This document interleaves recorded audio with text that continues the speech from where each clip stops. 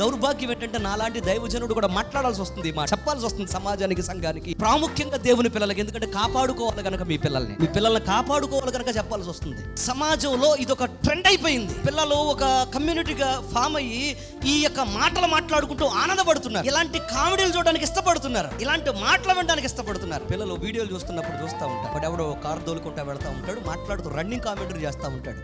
వాడు 100 సార్లు వాడు మాట్లాడే మాటలు బూతులు ఉంటాయి. నేను వెంటనే విన్నానంటే వీడియోలు మార్చండి రా, అలాంటి మాటలు మీరు వినకూడదని చెప్తాను. నేను తెలిసిన వాడిని కనుక, ఆ భాష అర్థమయ్యేవాడిని కనుక నేను చెప్పగలుగుతున్నాను. మరి మీలాంటి వాళ్ళకి అర్థం అవుద్దా? సమాజం, సంఘము, సహవాసము, అలాగే జీవితాలు, పిల్లల మనసులు ఎంత కలుషితం అయిపోతున్నాయి ఒకసారి ఆలోచన చేయండి. ఏంటయ్యా ఈ బ్లాక్ కామెడీ లేకపోతే డార్క్ కామెడీ అని అంటే ఇది భయంకరమైన దారుణమైన పరిస్థితి. ఏదైనా ఒక సంఘటన తీసుకుంటారు, ఏదైనా ఒక సందర్భాన్ని తీసుకుంటారు, దానికి వారు ఇష్టం వచ్చినట్టుగా వివిధ రకాలైన బూతు మాటలతో దాన్ని ఏం చేస్తారు తెలుసా?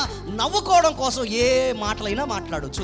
అందులో ఎటువంటి రిస్ట్రిక్షన్లు ఉండవు, ఎటువంటి అడ్డులు అదుపులు ఉండవు. వారు మాట్లాడుకుంటూ ఆనందపడుతూ ఉంటారు, సంతోషిస్తూ ఉంటారు, అలాగే నవ్వుకుంటూ ఉంటారు. నవ్వుకోవడానికి మానవ సంబంధాలని దిగజారి చేస్తారు, నవ్వుకోవడానికి వ్యక్తి క్యారెక్టర్ని దిగజారి చేస్తారు, నవ్వుకోవడానికి, ఆనందపడడానికి, ఒక రకమైన తిమ్మిరిని తీర్చుకోవడానికి ఏదైనా ఎంతకైనా దిగజారిపోతారు. దాన్ని అంటారు డార్క్ కామెడీ, లేదా ఒక భయంకరమైన మాటతో పిలుస్తున్నారు. ఏంటది?